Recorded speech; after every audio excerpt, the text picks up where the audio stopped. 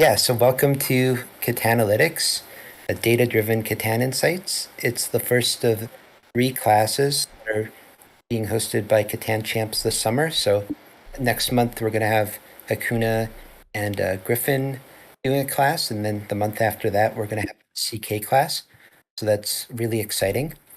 And basically today we're going to be nerding out on some Two Sheep Catan replay data from Division One games here in Catan Championship League. And yeah, a lot of the insights and ideas here, they're not necessarily kind of my ideas. They were all born out of countless discussions, like post-game discussions or Discord DMs with other competitive players in the scene. So I just want to thank everybody that's kind of helped me put this together. So Swood, Dandy Drew, David George, Killer Charisma, Robin, Shanks, Falcow Chapa, Donkey Kong, and Shades, and so many people, and Karm, of course. You know, I think the best way to get better, not just at Catan, but at anything, is to surround yourself with other people that are passionate about the same thing. And I think more than anything we're going to go over today, that's the best way for you to improve is to, be in communication with other people. So yeah, the data we're going to be looking at are 421 Catan Championship Division 1 replays from Two Sheep.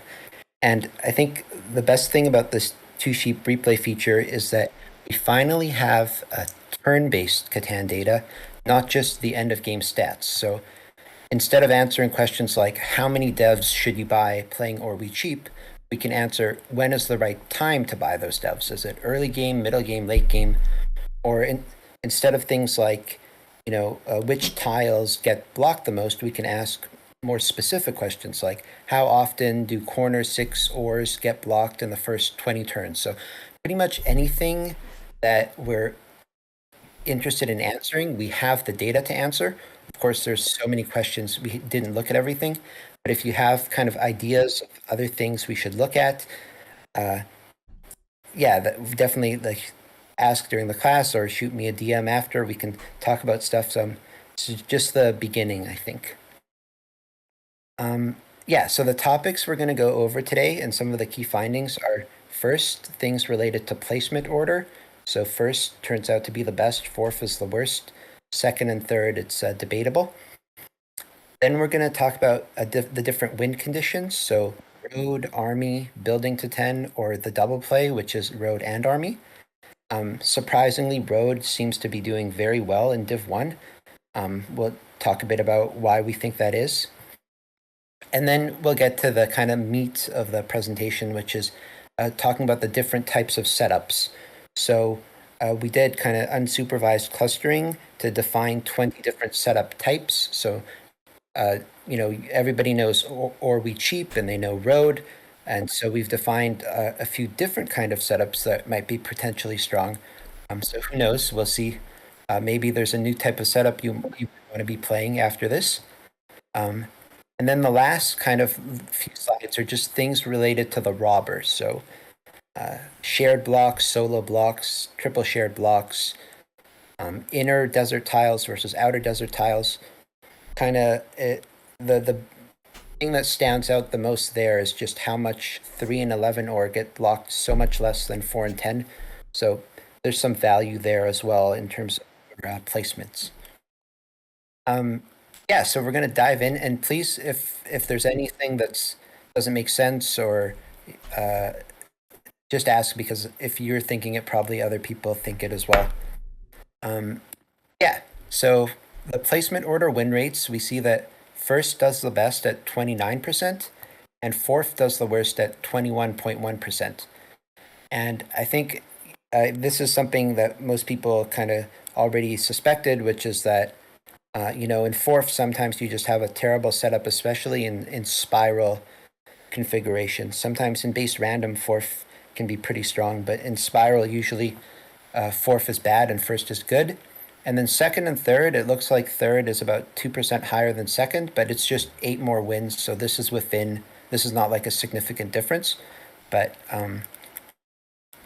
so The key takeaway here is if you get to choose your placement, sometimes you get to pick if you want to go first, second, third, or fourth. Do not pick fourth unless you see the board and you like fourth. But if you don't get to see the board, don't pick fourth. And so here we're plotting the kind of average starting number of pips that first, second, and third, and fourth get for each resource. We see for ore in gray that first gets the best ore by far, and then second gets the second best, but it's not that much different than third and fourth. It's just a little bit higher. And as a consequence of getting the best ore, first gets the worst sheep and wood because those are not that rare or valuable resources. So they generally don't pick those in first. And first also gets the best wheat, which is a bit better than second and third, but everybody can usually manage to find themselves some good wheat. The differences in wheat are not that big. And then third position usually has the best brick. So we'll see later on that third wins the most often with road out of any other placement, whereas first wins with army and build to 10. And then fourth, the reason fourth suffers, I think, is because they just have the worst of everything. They get worse brick than third, they get worse ore than third, they get less sheep, and the same wood and wheat. So they have less production than third. They don't get their choice of best ore or best brick. And that's generally why fourth doesn't do as well. Yeah. So that's the placement order stuff. And transitioning over to win conditions. So we define the different win conditions as road, army, built to 10, or double play, which is road and army. And we see that by far the most common win condition with the most number of games or wins is road with 1 VP, which is has more than 70 wins. And I think everybody's kind of familiar. It's like the classic, you get 5 settlements, that's 5, road is 7, the city is 9, and then the 1 VP to win the game. And yeah, road with 1 VP is the best, but road with 0 VP is still better than, or still has more wins than army with 1 VP or army with 2 VPs. And yeah, I think road with 0 VP, it's not necessarily like a classic road game. It's, you could have like 4 cities in road, that would still be road and 0 VPs. And so what we'll get into in the next slide is like, are these road wins really road wins? Or are a lot of them like length 5 or length 6 roads, which is technically a road win, but it's not a road setup? So we'll answer that. And we see here in green that built to 10 has quite a lot of wins in Div 1. I think in general, the higher quality the games are, the more built to 10s you're going to get because people are good at balancing out win conditions and feeding devs to have people fighting army and feeding roads to have people fighting road. And the longer the game goes, the more that built to 10 becomes a viable strategy. And then finally, for double plays, we see there's quite a few double plays, very few double plays with 2 VPs or 3 VPs. And I suspect that that's because if you have to buy 5 devs, right, 3 knights and 2 VPs, maybe you had to buy an action dev as well, so like 6 devs, that's spreading yourself out too thin. You don't have the production to sustain keeping road, building settlements, and buying all those dev cards. This might work in like, versus bad players who don't like take devs into account, but against strong lobbies in Division 1, you can't be doing this.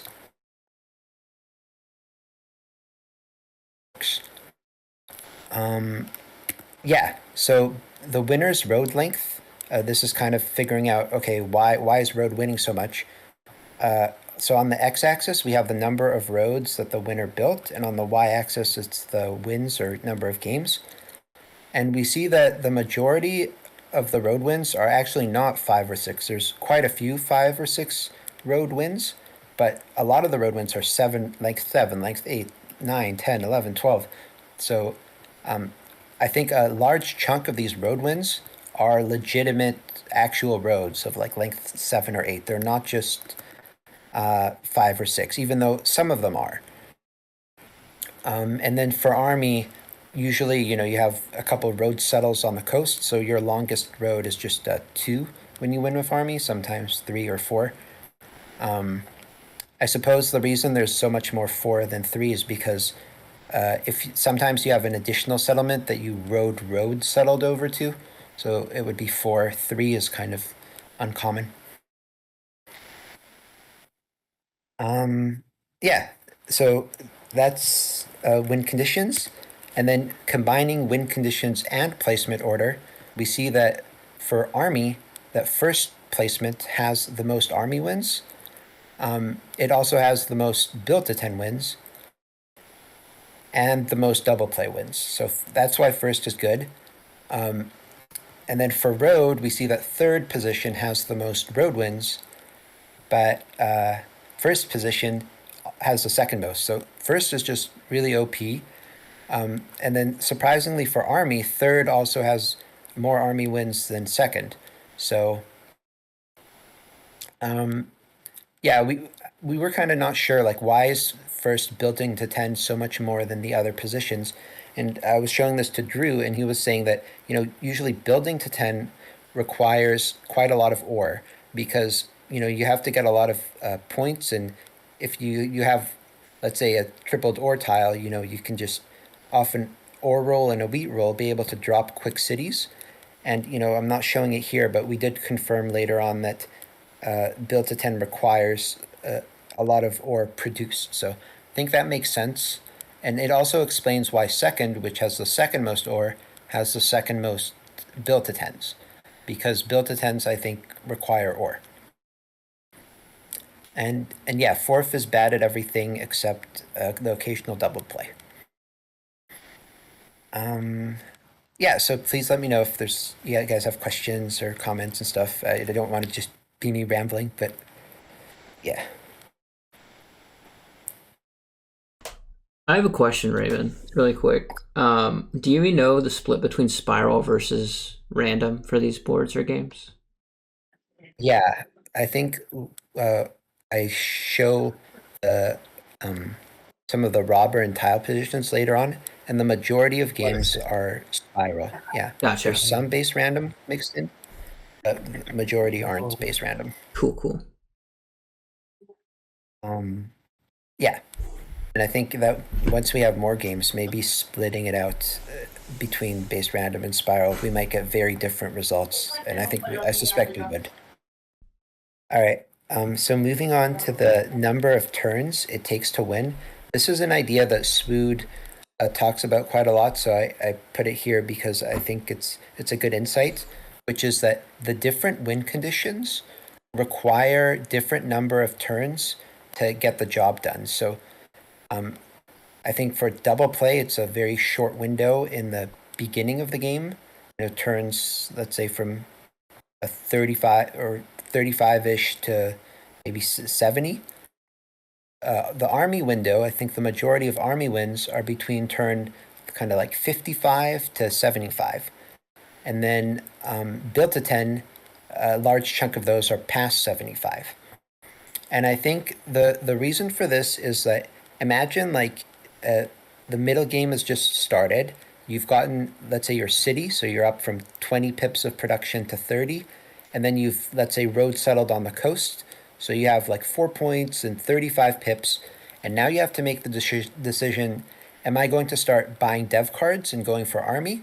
Or am I going to invest in additional production by building a second city or expanding to more spots? And if you're going for army, you kind of have your shorter window where you from 55 to 75. And then if you're building, you're hoping the game goes long enough where your additional production and more cards you produce based off the second city pays off. Because the longer the game goes, the more that investment into production has time to mature. And basically, the insight I would say in terms of how you should play this and how you should play army is you have to be cognizant of the fact that the window is not like super short, but it's not super long either, and you might have to take a risk at some point, whether that means like robbing not the leader in order to like advance your game to like 8 or 9 points quicker, Or let's say you have 4 ore in hand and 3 sheep, and you need like a 3 roll to triple pop. You don't want to 3-to-1 your ore for one dev. You want to hold for that riskier play because the army window is closing and we're falling behind. And I think that's kind of the dichotomy between army and build to 10. And then for road, the road wins are all over the place because you have wins with short roads like road sneaks that can happen before turn 50 even, and then you've got medium length roads and longer roads. I'll show later on if you're interested in the supplemental how the number of roads and the number of turns to win with road are correlated.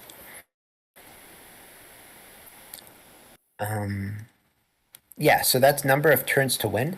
And then one clue you might have at the beginning of the game into how long the game will go are the ore levels where you're counting the pips of ore at the start. So it turns out that if you have an inner ring board with low ore, then the games are much, much longer. They're like on average or median 75 turns for a low ore inner ring game.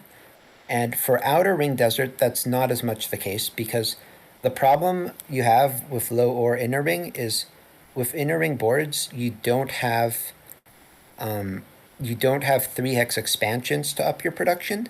So, and it's harder to city with low ore. So the production increase just doesn't happen as fast.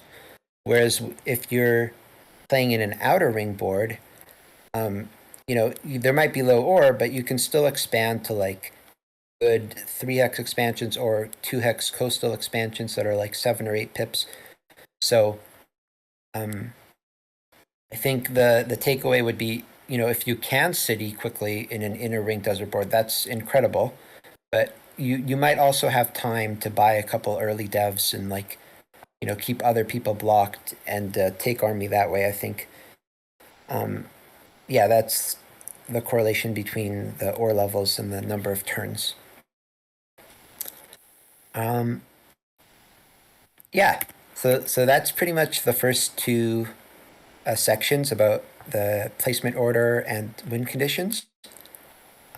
So if anybody has any questions, I can answer those, or we can move on to the kind of heart of things. Okay. Yeah. So this next section, we're going to be trying to compare the different kinds of setups, kind of what setups are being played in Div 1, which ones have the highest win rates. And to do that, just going to quickly go over the methodology. Basically, for any particular game, here we have a game with Aggron and Bloods. And so basically what we did was we just count the starting pips of every resource for every players. So you can see that, let's say Aggron, who's purple, he doesn't have any ore. So he has 0 pips of ore. He has 4 pips of brick on the 5 brick. Got 4 pips of brick and so on. We do this for every player. And then, we have 5 different resources. So it's basically 5-dimensional data. So here we're going to visualize it in like 2 different plots. We've got the ore, wheat, sheep on the left, and the wood and brick on the right. And this is just for one game. But we have 400 plus games. So we have all the dots in this big 5-dimensional space. And then we can do clustering. So basically, we're not the ones defining which setups are similar to each other. We've got an algorithm to do that. And then we have 20 different clusters, which are the different colors. So these are setups that are similar to each other. And so what we've done is defined 20 different setup types. And so we took those 20 different clusters and we ranked them by win percentage. So we've got at the top the best kind of setups, and at the bottom we have the worst kind of setups, the ones that win the least. And so kind of unsurprisingly, the setup that does the best is ore, wheat, sheep with high ore. So the numbers here for wood, brick, sheep, and wheat, there's kind of like the average number of pips for that cluster. So we can see that ore, wheat, sheep, high ore is on average 8.5 pips of ore, so like tons of ore, 5 pips of wheat, so strong wheat, strong sheep, and kind of bad brick and wood. So it's ore, wheat, sheep, but with the good ratios. And so here's some examples of those boards and setups. There's only been 58 games where someone was able to get this because the players in Div 1 are good enough to know not to allow someone to get like such a good or we cheap setup. But when people do get it, they do really, really well, like 38% win rate. So you can see here we have a cat goat game. He's got double ore, double wheat, double sheep, and an uncontested kind of spot to expand to. So he's got all the time in the world to city first by devs, and he can settle whenever he wants. Here we've got a killer game. He's got 8 ore on the top and 8 ore on the bottom. So unblockable when the 8 rolls, and he's going to city one or maybe both of them. He's got 2 different wheat tiles and a solo 4 sheep, so it's kind of very hard to block. And then we've got a bunch of different Falcow games. He's very good. He's got a very good win rate at playing or wheat sheep high ore. And you can see this looks like a really strong one, but it doesn't have to be that strong. Like if you look at this one in the second row on the bottom, he's got a 5 and a 10, only a 4 wheat, so not as much wheat as usual. And it's still, the setup still wins because or wheat cheap is that OP. And then the next kind of setup that wins the second most, it surprised me because I've never tried playing it. I didn't think it was that good. It's called ore brick. So you've got high amounts of brick and a lot of ore, or some like pretty strong ore. And so I think it makes sense. These are ore and brick are the rarest resources, so they have a lot of tradability.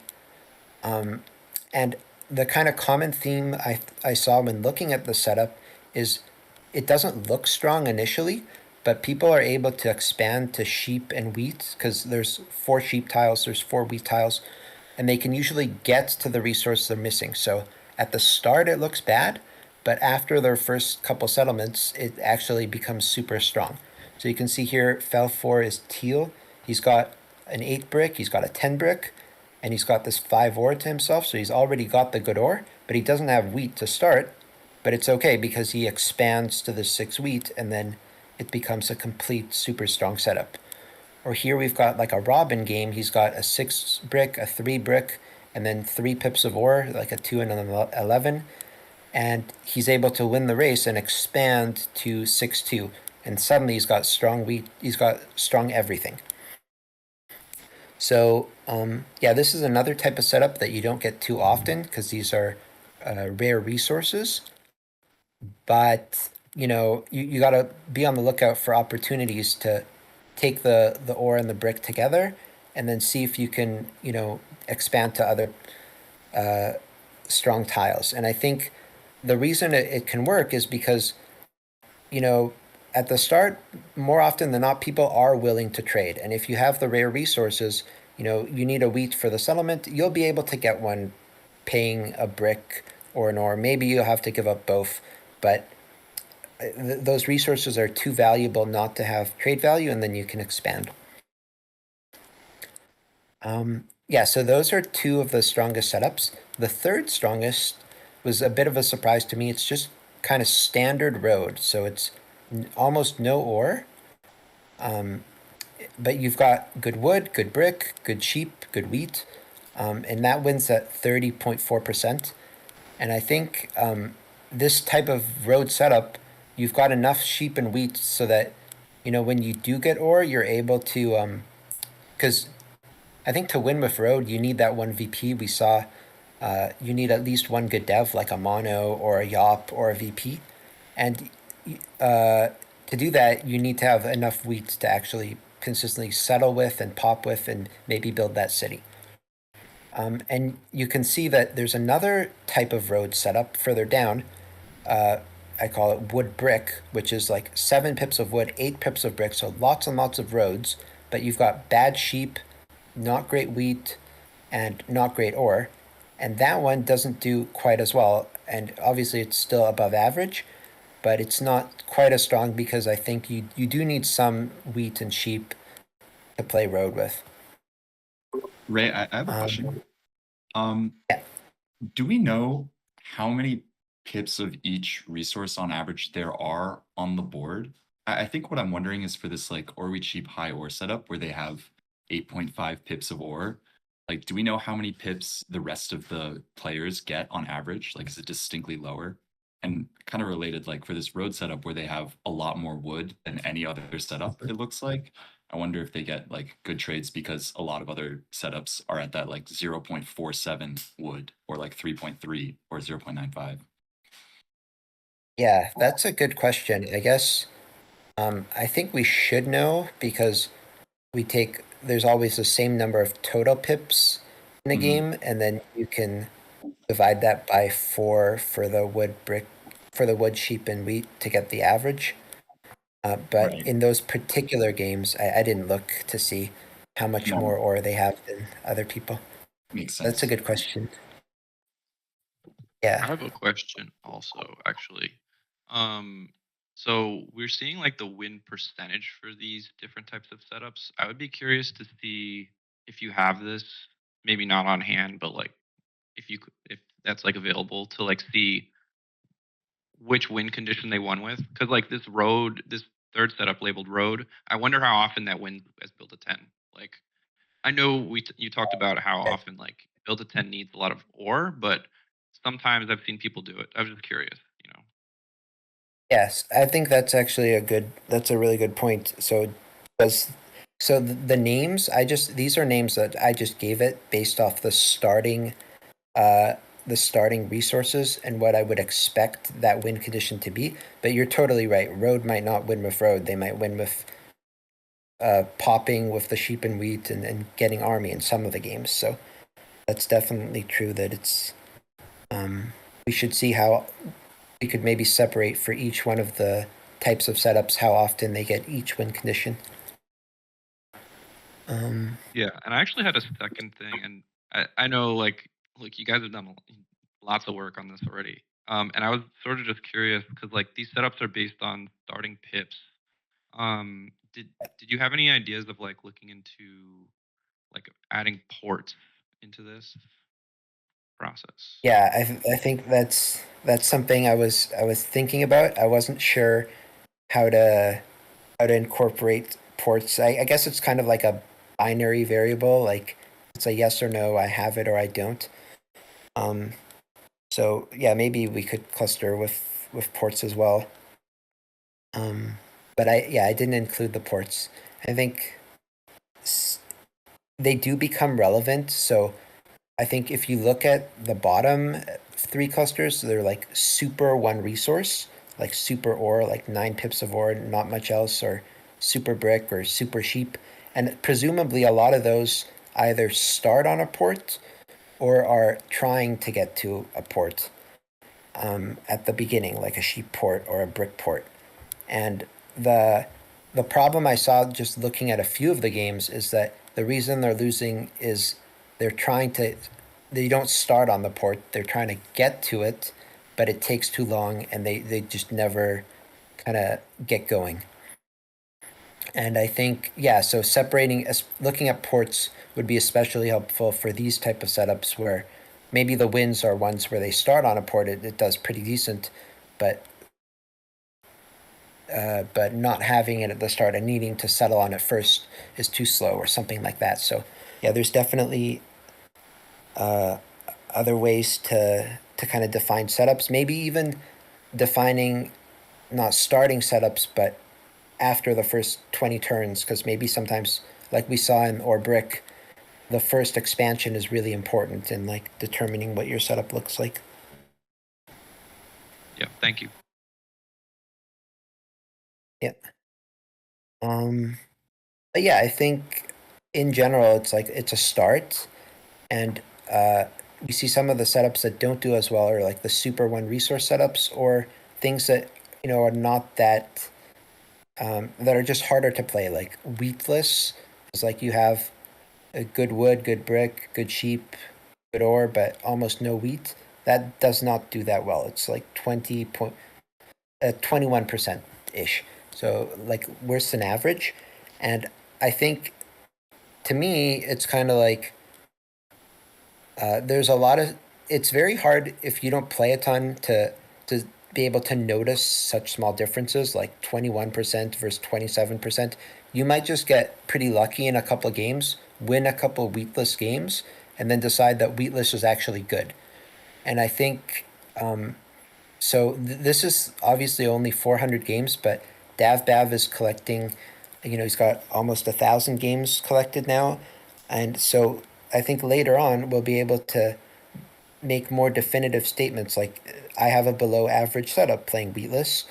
And, if I can avoid it and pick something a bit better, that might be good. But of course, the other caveat is that there's a bit of rock, paper, scissors in play here, where some setups might be good against other setups, but bad against, maybe or we cheap brick is generally good, but if it's going up against or we cheap high or, it does bad. So the interactions between the different setups is a whole nother can of worms we don't dig into here either. Yeah, so those are the different kinds of setups. And then what we can try to do is do some kind of player-specific scouting and see which setups people are playing more than, like some people have favorite setups or setups that they do well with or are comfortable with. For example, Agron plays a lot of City Road, which is, good wood, good brick, good wheat, good ore, but not a lot of sheep.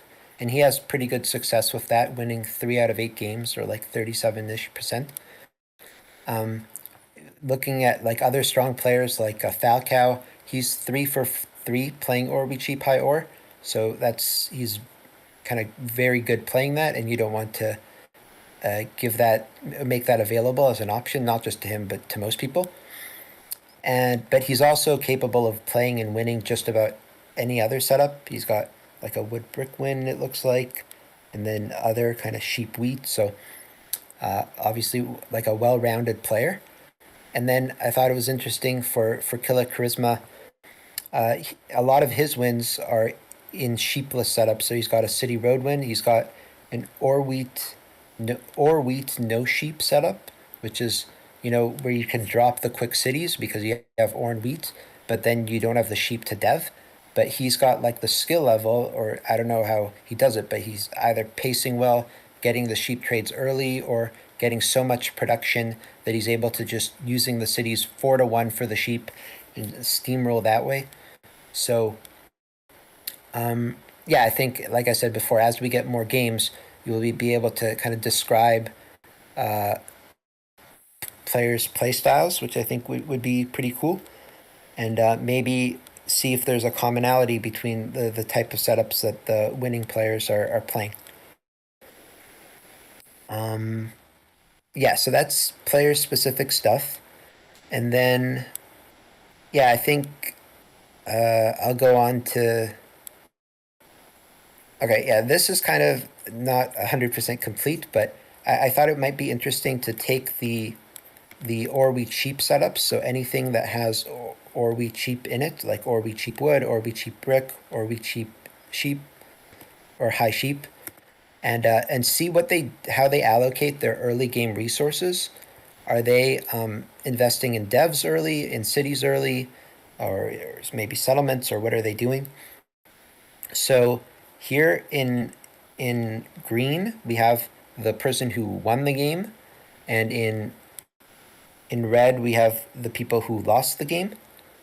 And the dashed line is the devs they bought, and the solid line is the cities they bought. So we can see for ore we cheap high ore, the players who built an early city were winning at higher rates than the people that did not win the game. So the people who lost the game built less cities than the people who won the game, but they did buy, it looks like, a little bit more devs. So it doesn't look like a huge difference, but it's kind of that question of, should I hold for the city or should I buy an early dev? I think the answer is, if you can safely hold, you should hold, but that's really not the dichotomy. The real question is, should I hold? What happens if I 7 out? Because, I suspect that if you 7 out, the win rate is going to be lower than than if you dev. But obviously that's a risk you have to judge for yourself there. And then for like other types of setups, let's say or we cheap brick, it looks like if you buy an early dev, the people who bought earlier devs lost at the losers bought more devs than the winners or early game. So I think with or we cheap brick, you have brick, you should be expanding for settlements, you should be maybe building a city if you can, but I think early the gap between the number of devs bought for the winners and losers seems pretty big, and I would be hesitant to buy devs early. And obviously these are even smaller sample sizes because it's only 448 setups, so it's not the definitive, but it beforehand, before looking at this stuff, my initial assumption was people who win the game roll more cards, and when you have more cards, you can do more of everything. You can city more, you can dev more, you can build more settlements. So I thought the winner would be higher up for all three ways you could allocate your resources. They would build more cities, they would buy more devs, they would have more settlements just because they have more cards, because they rolled good. But that's not the case. It looks like the losers buy more devs. So like devs in the first few turns generally aren't working out so good, I think.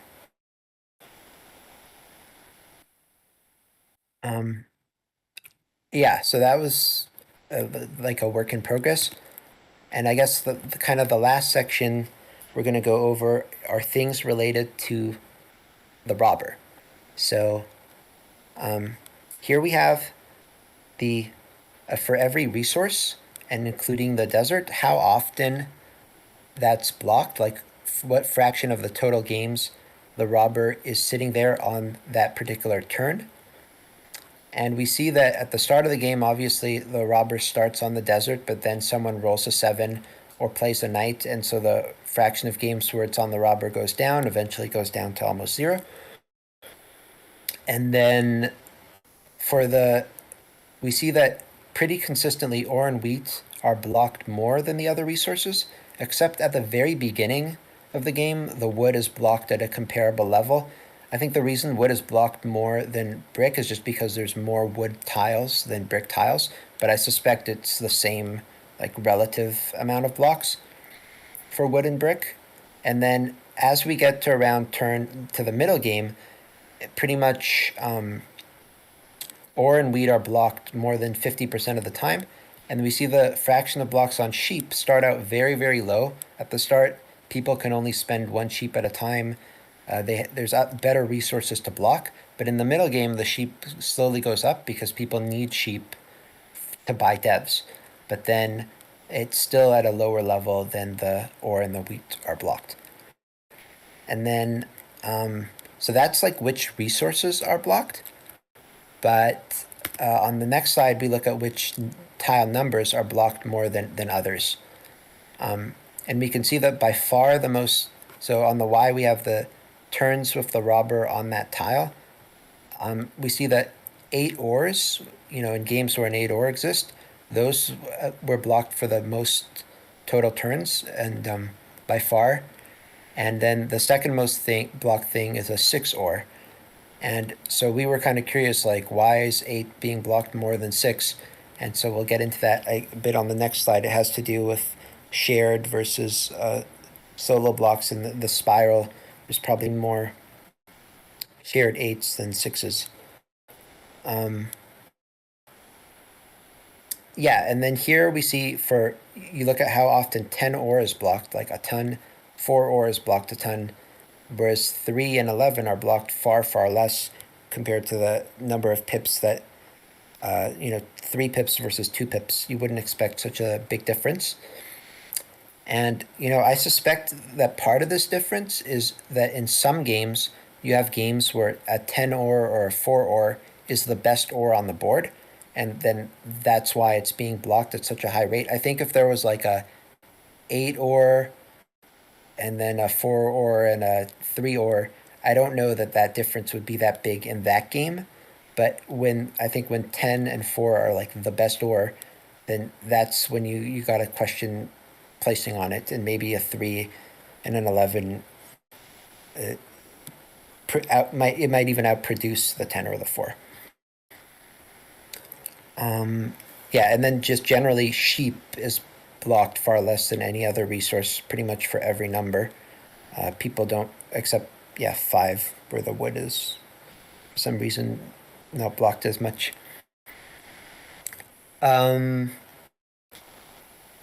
and then the last slide is just taking this but separating it out based off of whether that particular tile being blocked is solo blocked, double shared, or triple shared, and whether that tile is in the inner or center or in the outer ring.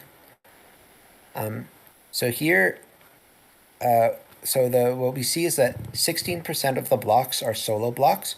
So the majority of the time, people are blocking double shared or triple shared tiles, 76 and 8%. And then we see that there's about a 50-50 split almost between whether the tile is in the inner ring or outer ring, even though the inner ring only has 7 tiles and the outer ring has 12. So we can see that inner ring tiles are blocked more often. And I think one thing that we know about inner ring tiles is that in general, you can't double them with a settlement. You can only double them with a city. So that's why having like an outer ring high number, like an outer ring 6 is really nice because you can road settle it and then you can city it after to have it tripled up, but it's still kind of your own solo tile, so it's not blocked as much.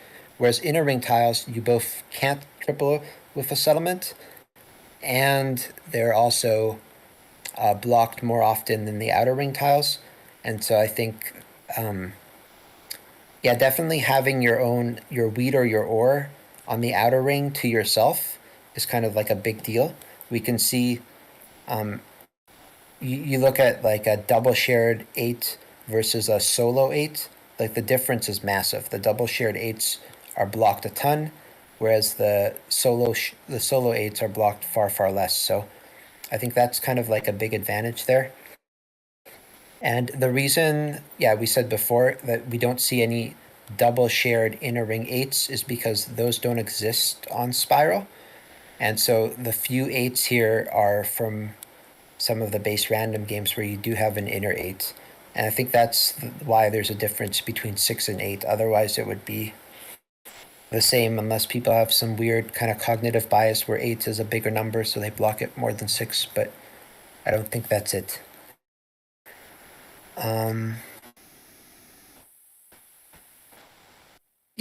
So that's kind of the robber stuff.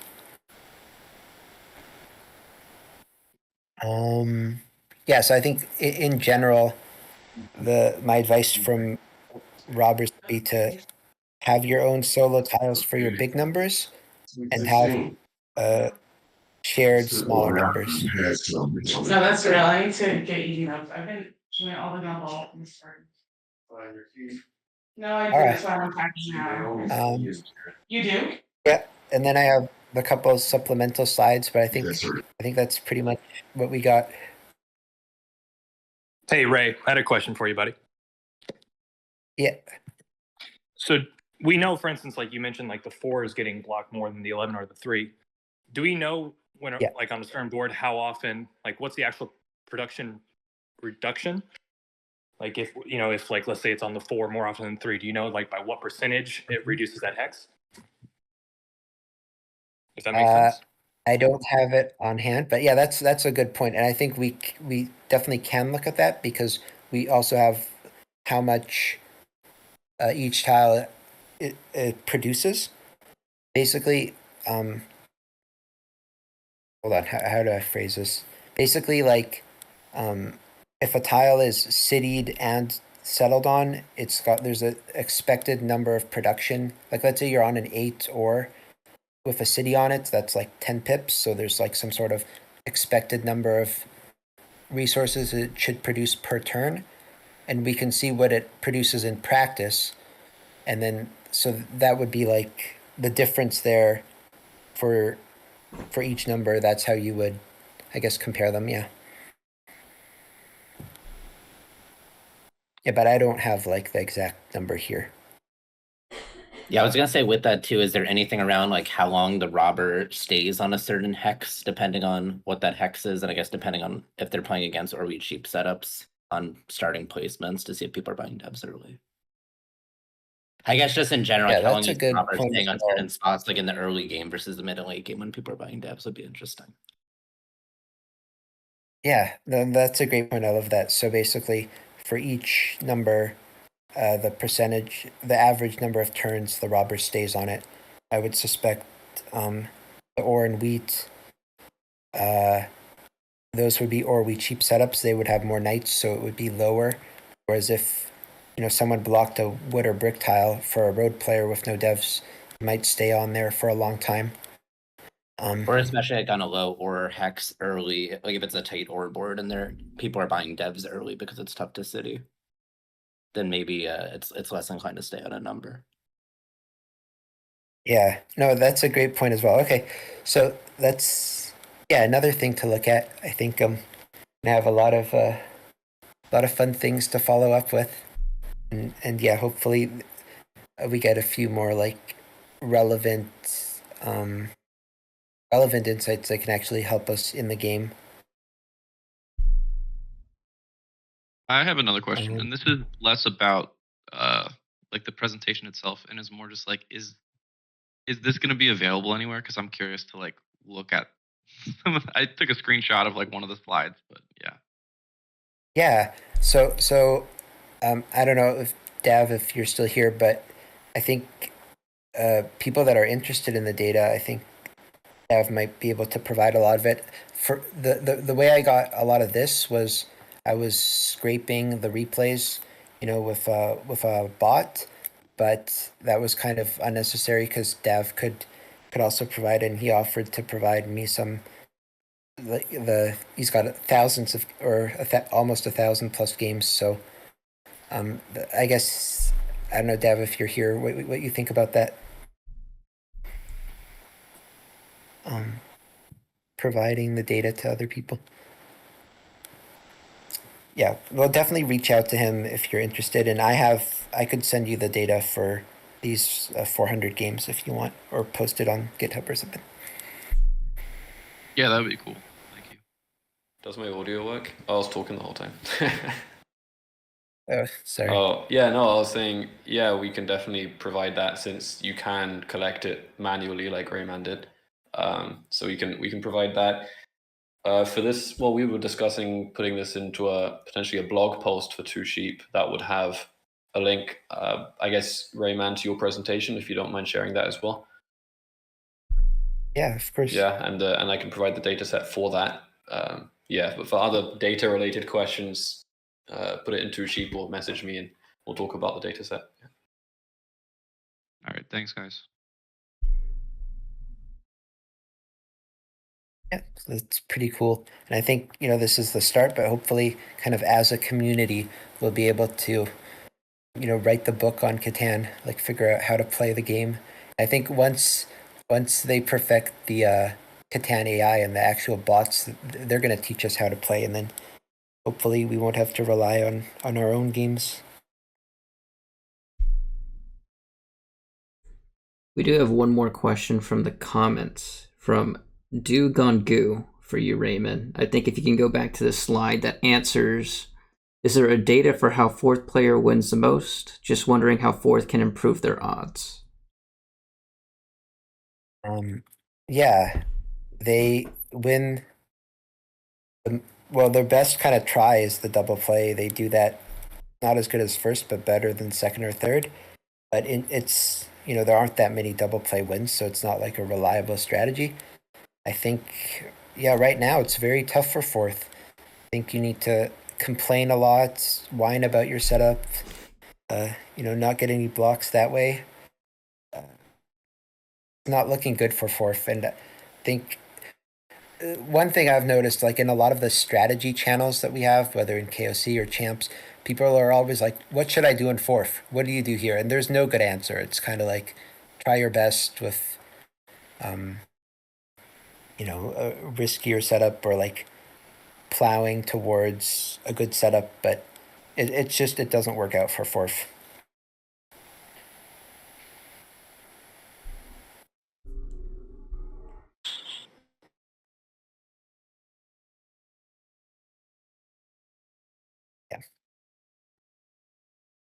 Sorry. All right. Well, that's all I got.